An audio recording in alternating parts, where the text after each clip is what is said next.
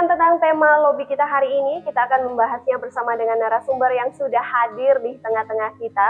Beliau adalah Bapak Anggota Komisi C DPRD Kota Surabaya, Bapak Faris Abidin SPI. Assalamualaikum, apa kabar Bapak? Waalaikumsalam, baik Mbak. Sehat ya? Alhamdulillah sehat. Oke, baik. Sebelumnya terima kasih sudah menyempatkan hadir di episode lobby kali ini.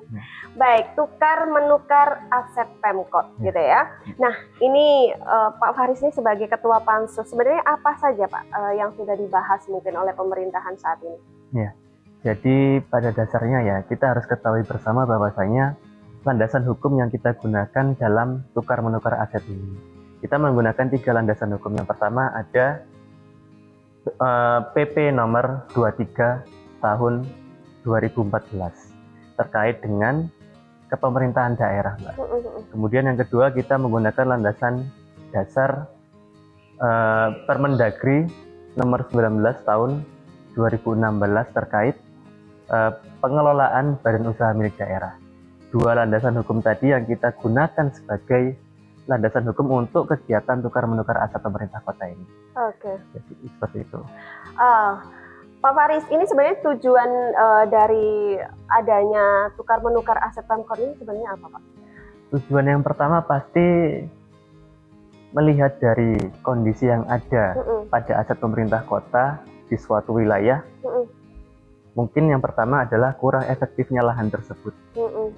Kurang efektifnya bisa karena lahannya, akses jalannya kurang memadai, kemudian luasannya juga terpecah-pecah, kemudian tempatnya juga tidak memadai juga. Jadi yang pertama didasarkan dari hal-hal itu tadi, membuat pemerintah kota mengajukan adanya tukar menukar aset dengan mitra. Oke. Nah, kalau untuk kenapa latar belakang yang bisa terjadinya menukar aset ini, dilakukan kebijakan tukar menukar aset oleh Pemkot saat ini tuh hanya berlandaskan itu atau mungkin ada sesuatu yang mendesak begitu Pak? Pada dasarnya seperti itu Mbak, karena kan lahan yang dimiliki Pemkot saat ini itu kan harus bermanfaat untuk masyarakat ya. Ketika tidak bisa digunakan untuk kemanfaatan dan kemaslahatan masyarakat, otomatis pemerintah kota harus memutar otaknya bagaimana supaya lahannya bisa dipakai dan dimaksimalkan oleh warga kota Surabaya. Jadi pada dasarnya urgensinya yang pertama seperti itu. Kemudian yang kedua, karena lahan ini kan juga menyatukan lahan-lahan pemerintah kota yang terpecah-pecah untuk jadikan satu sehingga bisa dimaksimalkan oleh pemerintah kota untuk jadikan mungkin sebagai fasilitas umum atau ruang terbuka hijau atau bahkan fasilitas lainnya seperti halnya pembangunan sekolah, pembangunan fasilitas kesehatan, puskesmas atau bahkan rumah sakit.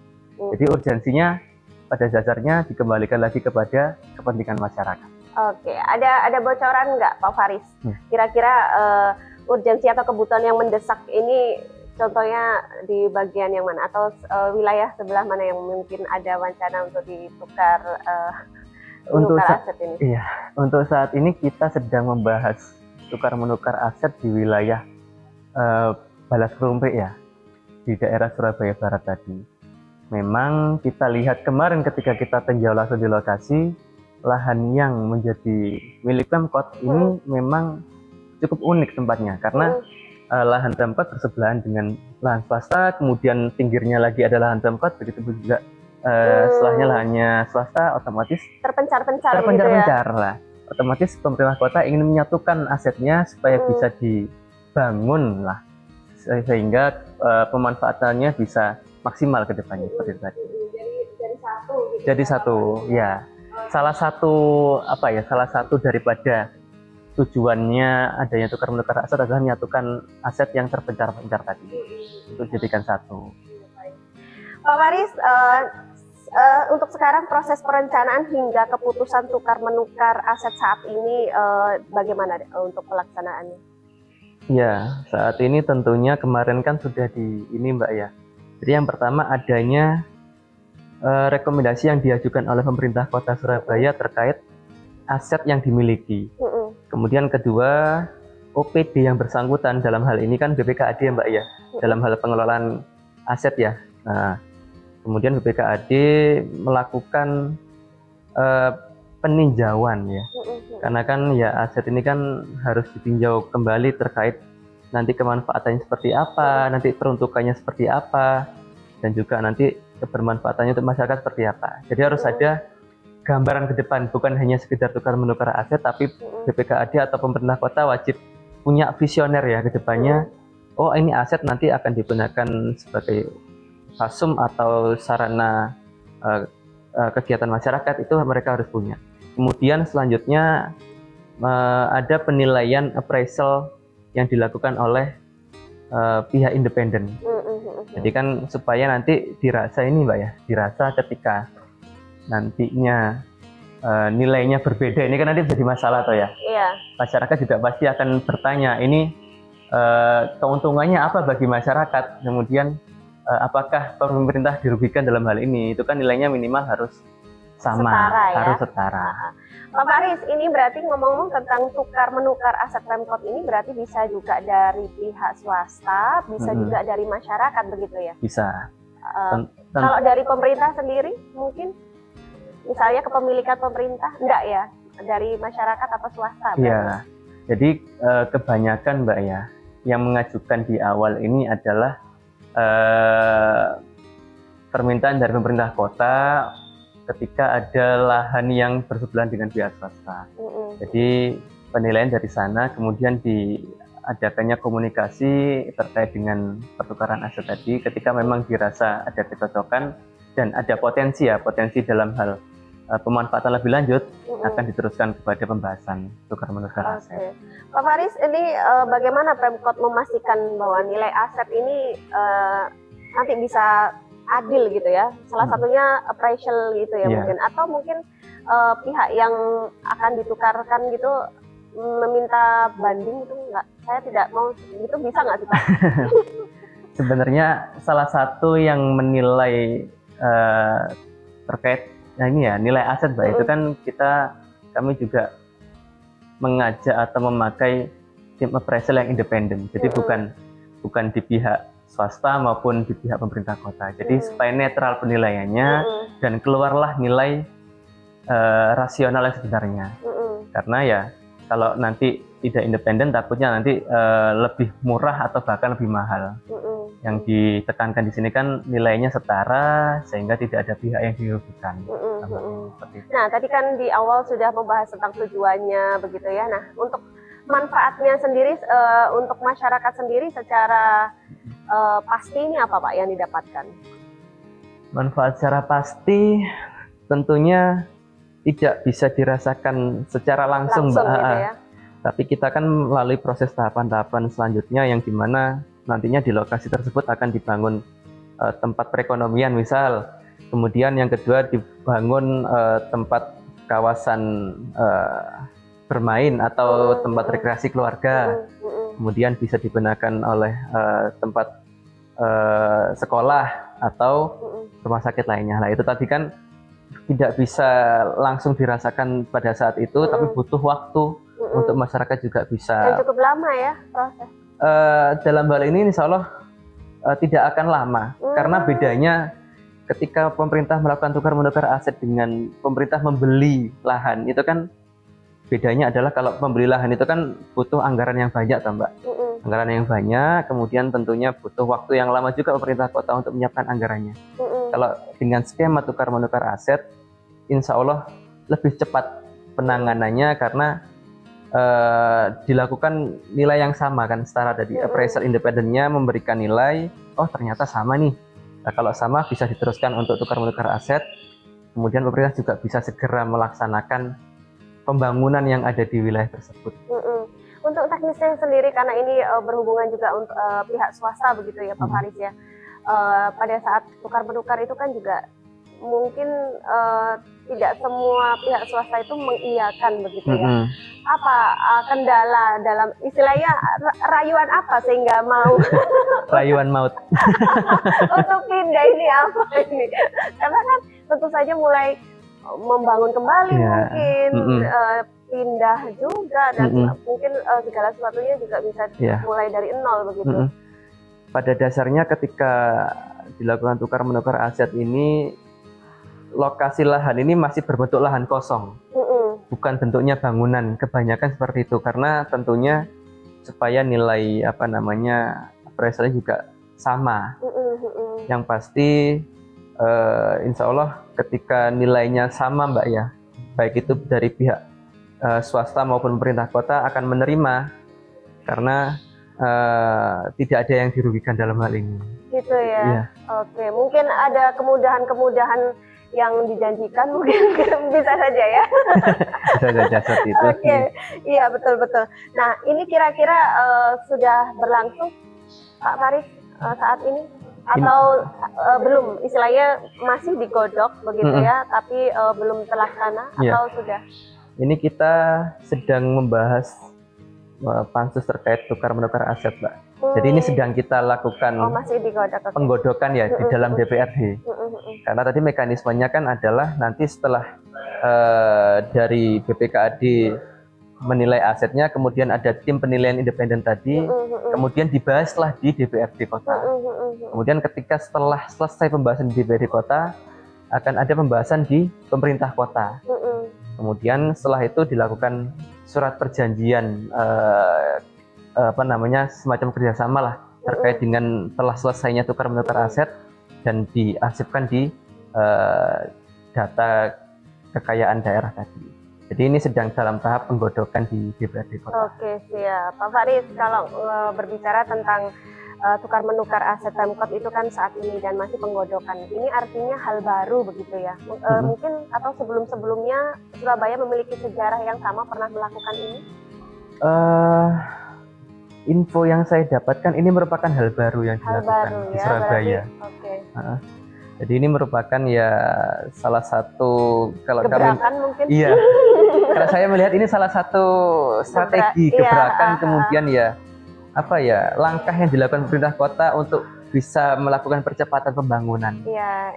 Jadi salah satunya dilakukan tukar menukar aset. Iya, biar sinkron gitu ya. Jadi enak gitu ya ngelihat. Jadi kalau misalnya ngurus satu ya di tempat yang sama, nggak melompat-lompat di sini situ. Betul. Gitu Jadi kan salah satunya gitu. Biar enak gitu ya pandangannya. Termasuk juga ini nggak Pak, ada wacana bahwa menurut saya bukan ada kita lihat ya pada saat di perkotaan di kota pusatnya begitu ya, pusat kota, seringkali kita melihat daerah-daerah yang biasanya kepemilikan masyarakat, kepemilikan pribadi begitu ya, tetapi kurang sedap dipandang mata gitu ya. Ini alangkah bagusnya misal mohon maaf mungkin kalau perkantoran atau apa kan lebih eye catching gitu kelihatannya, atau hal-hal seperti itu juga masuk dalam pertimbangan begitu biar kelihatan makin cantik gitu kotanya.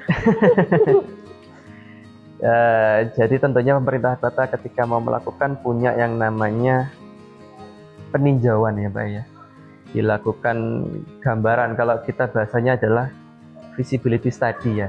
Jadi ketika akan dilakukan seperti ini, dampaknya apa nanti ke depannya untuk masyarakat dan juga untuk kota Surabaya. Tapi kalau hanya sekedar hanya sekedar untuk estetika semata, sepertinya alasannya kurang kuat. Tapi kalau bisa selain estetika juga bisa kebermanfaatannya digunakan langsung oleh masyarakat kota ya. Insya Allah pemerintah juga akan lakukan kalau itu memang berdampak. Berarti memang yang utama adalah ini ya Pak, pemanfaatannya. Betul. Ya. Tentunya kita semua bekerja kan untuk kemaslahatan masyarakat ya, kebermanfaatan masyarakat seperti apa. Kalau memang tidak berdampak ya tentu akan depending kegiatannya. Tapi kalau langsung bisa memberikan manfaat, insya Allah akan terus disupport oleh pemerintah Kota Surabaya. Oke, baik, kita akan lanjut usai jeda Pak Faris. Baik Bolo, jangan kemana-mana, usai jeda pariwara berikut ini, Lobby masih akan kembali. Tetap bersama kami.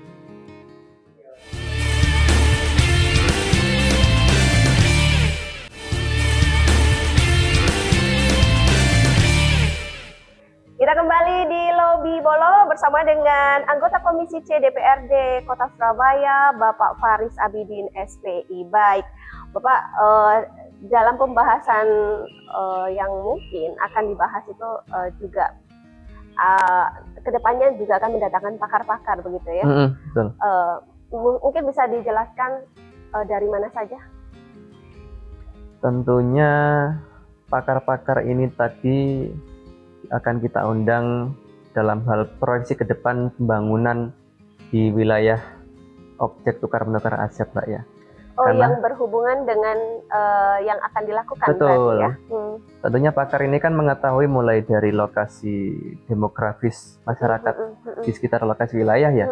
Kemudian kedua terkait dengan kebutuhan pengembangan ke depan ya. Kebutuhan untuk masyarakat ini cocoknya akan dilakukan seperti apa atau digunakan apa. Kemudian juga tentunya kaitannya dengan peningkatan perekonomian yang jelas ya.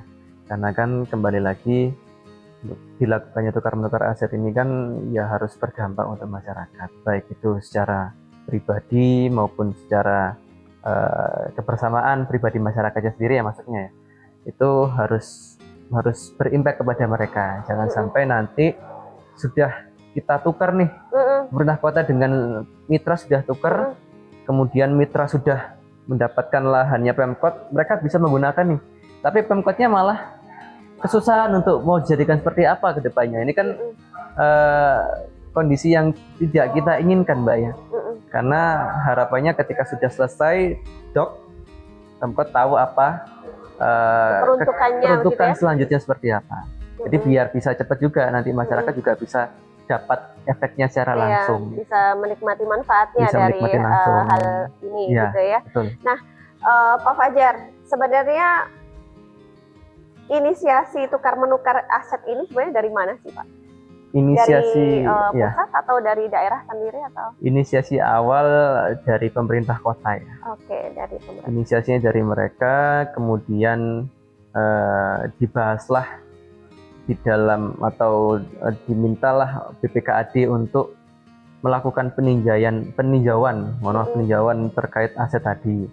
Kemudian juga dilakukan appraisal dan dilakukan pembahasan lebih lanjut. Inisiasi awal dari pemerintah Kota Surabaya. Oke. Kita berbicara tentang tukar menukar begitu ya. Nah, ini bagaimana tukar aset ini dipandang bisa mempercepat pembangunan proyek strategis. Tentu saja ini juga menjadi salah satu tujuan gitu ya. Betul. Seperti akses jalan, fasilitas umum, mungkin bisa dibahas, Pak.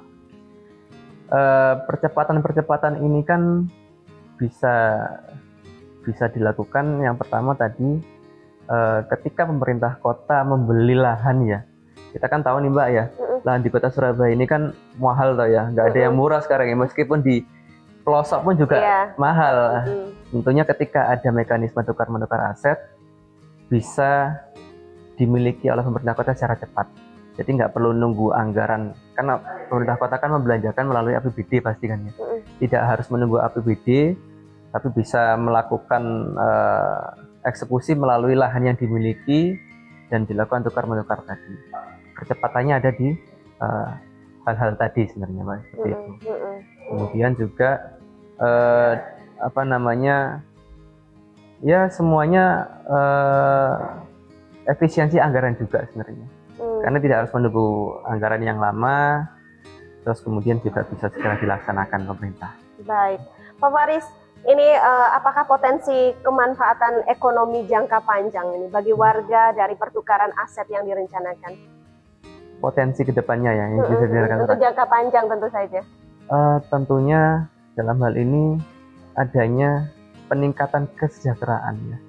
Kita lihat kesejahteraan itu bukan hanya dalam taraf ekonomi saja, tapi dalam hal sosial, kemudian dalam hal kenyamanan, kemudian juga dalam hal kebutuhan, kemudahan hidup juga di sana. Itu kan potensi-potensi jangka panjang yang bisa dirasakan masyarakat dengan adanya hal ini. Sehingga bisa semakin membantu, istilahnya mobiling masyarakat juga enak begitu ya. Istilahnya kalau mengurus sesuatu udah bisa langsung kembali gitu. Betul. Ya. Jadi kalau misal kemudahan. Betul. Nanti kalau bisa di objeknya dijadikan tempat sarana kesehatan misal, jadi kan masyarakat nggak perlu jauh-jauh ke puskesmas atau rumah sakit yang tidak ada di lokasi wilayah sekitarnya, misal seperti itu. Jadi kan akses kemudian tadi bisa dirasakan. Pak Fajar, resiko yang mungkin timbul, sesuatu kebijakan itu pasti ada suatu resiko yang mungkin timbul ya. Memang berharapnya ditekan begitu ya. Nah ini bagaimana dan bagaimana cara Pemkot meminimalisir dampak negatifnya nanti? Tentunya resiko-resiko ini tadi akan kita mitigasi dengan yang pertama transparansi.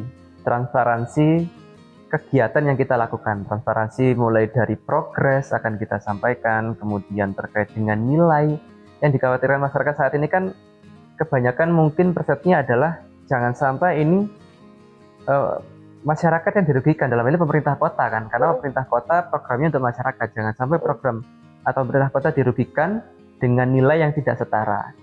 Nah, tentunya makanya itu tadi mitigasinya dengan kita lakukan transparansi, kemudian dilakukan appraisal secara real time ya, dan transparan juga, masyarakat juga bisa memantau sehingga nanti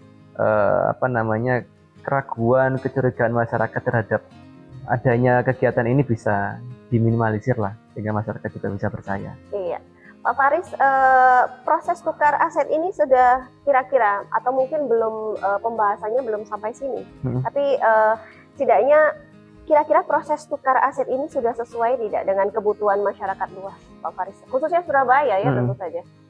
Kalau kita melihat tadi Mbak ya, kami kan juga sudah mantau ke lokasi ya, terkait letak lahannya pun juga tidak memungkinkan ketika nanti digunakan pembangunan lebih lanjut, karena yang selang-seling tadi itu tadi ya. Nanti kan kalau mau dibangun suatu gedung yang besar pun kan juga tidak akan bisa, otomatis adanya hal ini tadi bisa menjadi langkah pemerintah kota untuk percepatan pembangunan di objek tukar menukar aset tadi, seperti itu. Baik, kita akan sambung usai jeda, Pak Faris. Baik, boleh jangan kemana-mana, sesaat lagi Lobby akan kembali, tetap bersama kami ya.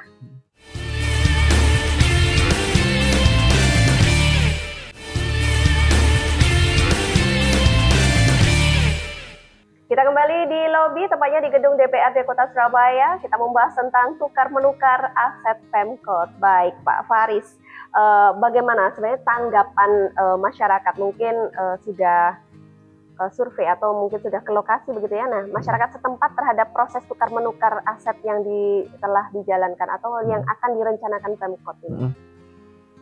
Jadi masyarakat menyampaikan ke kami sebagai panitia khusus ya terkait pembahasan tukar menukar aset pemerintah kota ini, menyampaikan bahwasanya jangan ada fasilitas umum yang selama ini digunakan aksesnya oleh masyarakat terganggu.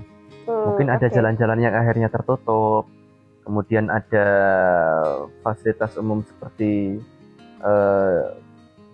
bangunan ibadah yang akhirnya tidak bisa digunakan, atau sampai halnya kepada jangan menimbulkan permasalahan lain, mungkin karena nantinya bisa digunakan untuk tempat yang lebih ramai, jangan sampai malah menambah kemacetan di sana. Malah harusnya bisa meluaskan jalan sehingga mengurangi kemacetan, bukan malah sebaliknya. Jadi sampaian-sampaian masyarakat terkait dampaknya seperti itu, Mbak. Yang pasti masyarakat tidak mau yang awalnya lebih mudah buat dilewati malah mempersulit, malah begitu ya istilahnya ya. Betul. Istilahnya bisa beribadah di sana malah istilahnya malah menyulitkan, intinya maunya memudahkan gitu ya intinya. Intinya masyarakat tidak ingin kegiatan selama yang dilakukan terganggu dengan hal ini. Jadi biar sama-sama nanti nyaman, aman dan tenang ketika menjalankan kegiatan. Oke. Nah, sejak sejak berita serah terima aset ini dipublish gitu ke masyarakat, mungkin ada istilahnya kritikan atau mungkin saran, itu tadi saran ya. Kalau misal sampai ada kritikan, ada yang kontra begitu, Pak Faris? Sampai selama ini kami masih belum. Tapi kami di DPRD, Mbak, ini kan tugas kami juga, bahwasanya kita juga menampung segala aspirasi, baik itu kritik, saran, masukan, apapun itu juga lah. Karena kan ini untuk kepentingan bersama, kepentingannya masyarakat juga. Kalau kita memutuskan dasar tanpa adanya kepentingan umum ya nanti akan banyak hal ke depan yang dirasa malah merugikan pemerintah kota. Jadi harapannya nanti banyak juga masyarakat yang menyampaikan pendapatnya, Mbak, menyampaikan unek-uneknya ketika memang dirasa ada ketidaksesuaian di masyarakat itu sendiri ya. Pak Faris, ini kan yang menangani ini adalah Komisi C begitu ya, yang tentang tukar menukar aset ini. Nah, respon dari Komisi C sejauh saat ini gimana? Tentunya yang pertama respon kami ya memastikan bahwasanya lahan Pemkot ini, lahan yang dijadikan tukar menukar ya digunakan sebagai apa ke depannya. Jangan sampai setelah dilakukan tukar menukar aset ini malah kosong, tidak bisa dimanfaatkan. Jadi percepatannya kan nanti dirasa kurang ya Mbak ya, karena pengennya pembangunan cepat, tapi ketika sudah selesai kok malah belum dibangun. Nah, kita kan tidak mau seperti itu. Kemudian yang kedua, menilai apakah nilainya sesuai atau tidak. Karena jangan sampai pemerintah kota maupun masyarakat dirugikan dengan adanya nilai yang tidak seimbang ya. Karena ya itu tadi, tanah itu kan nilainya sekarang mahal tampaknya. Jangan sampai nilainya malah merugikan pemerintah kota yang malah dampaknya kepada masyarakat kota Surabaya. Baik. Kemudian juga yang terakhir ketiga juga tentunya keamanan hasil akhirnya. Karena tidak ingin ketika setelah selesainya pembahasan ini ada sengketa lahan. Ini kan kita nggak mau tambah. Jadi kita selalu koordinasi dengan BPN, apakah lokasi lahan ini aman atau tidak digunakan untuk tukar menukar. Jangan sampai nanti, oh ternyata ketika sudah sudah dikeluarkanlah keputusan DPRD untuk mengiyakan terkait tukar menukar aset, malah ada layangan gugatan dari pihak lain terkait, oh ini ternyata tanah milik perorangan atau milik swasta. Nah ini kita nggak mau seperti itu. Jadi harus clear supaya nanti dirasa aman, tenang, nyaman, dan masyarakat bisa menggunakan dengan maksimal di situ. Iya, jadi lancar aja gitu. Pak Faris, ini kan hal baru begitu ya, katakanlah hal baru, masih istilahnya masih dirapatkan begitu ya, masih digodok gitu ya. Nah, ini kira-kira bagaimana cara Pemkot menampung aspirasi warga yang belum puas atau punya kekhawatiran begitu ya terhadap kebijakan ini, atau mungkin ada wacana akan sosialisasi yang seperti apa atau bagaimana gitu? Jadi dalam hal ini progres ini kita sampaikan kepada umum ya Mbak ya, termasuk kita juga menyampaikan kepada pihak media sehingga masyarakat bisa menilai apakah memang tukar menukar ini sudah sesuai dengan kebutuhan atau belum. Yang pertama itu, jadi kita transparansi, kemudian kita juga membuka setiap progres ya yang dilakukan, bahkan sampai luasan lahan pun kita juga akan buka di situ supaya masyarakat bisa menilai, oh ternyata nilainya memang sama. Kemudian yang kedua juga kita membuka itu tadi audiensi dengan masyarakat ya, hearing dengan masyarakat. Kemudian juga kita nanti juga akan undang masyarakat sekitar untuk bisa menilai dampak ke depan ya, supaya nanti permasalahan-permasalahan yang dirasa bisa muncul bisa diminimalisir ke depan. Pak Faris, sejauh ini sudah ada ini enggak istilahnya pembahasan tentang batasan-batasan wilayah tersebut bisa ditukarkan asetnya? Mungkin jika rumah sakit atau apa istilahnya bangunan-bangunan peruntukan yang tidak bisa ditukar begitu. Ada sudah pembahasan tentang itu, Pak? Yang pasti sertifikat tanahnya harus legal ya Mbak ya. Administrasi utamanya di situ. Mereka menukarkan dalam bentuk lahan kosong atau lahan sudah berbangunan ya. Itu tidak ada masalah sebenarnya. Yang penting surat-suratnya aman, tidak ada sengketa, insya Allah bisa dilakukan tukar menukar aset. Kemudian juga untuk saat ini kebanyakan memang yang ditukarkan adalah lahan kosong dengan lahan kosong. Karena kalau lahan kosong dengan bangunan takutnya nanti peruntukan di Pemkot sendiri maupun di mitra berbeda. Jadi lebih banyaknya lebih ke lahan kosong supaya bisa dimanfaatkan sesuai dengan kebutuhan masing-masing. Ini Pak Faris, poin penting yang harus masyarakat ketahui begitu ya, yang harus dipahami publik gitu ya dari proses tukar aset ini seperti apa kalau dari Pak Faris sendiri? Yang harus dipahami publik terkait ini yang pasti Mbak ya, pemerintah kota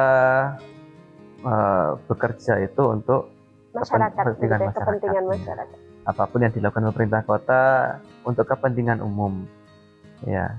Jadi itu yang harus kami sampaikan kepada masyarakat supaya kecurigaan masyarakat, kemudian dilarang suudzon, apalagi bulan puasa seperti sekarang.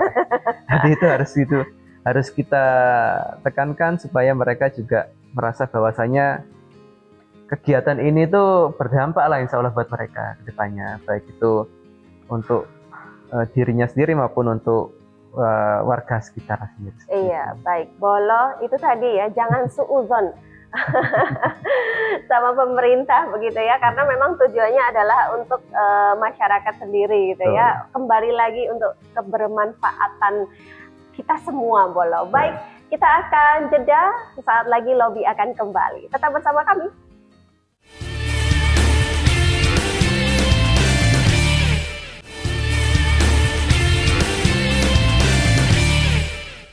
Kita kembali di Lobby, tepatnya di segmen keempat, Bolo, bersama dengan anggota Komisi C DPRD Kota Surabaya, Bapak Faris Abidin, SPI. Baik, Pak, dalam pembahasan di Pansus begitu ya, mungkin masih digodok juga. Nah, kendala-kendalanya sendiri apa, Pak? Mungkin bisa sedikit diceritakan? Iya.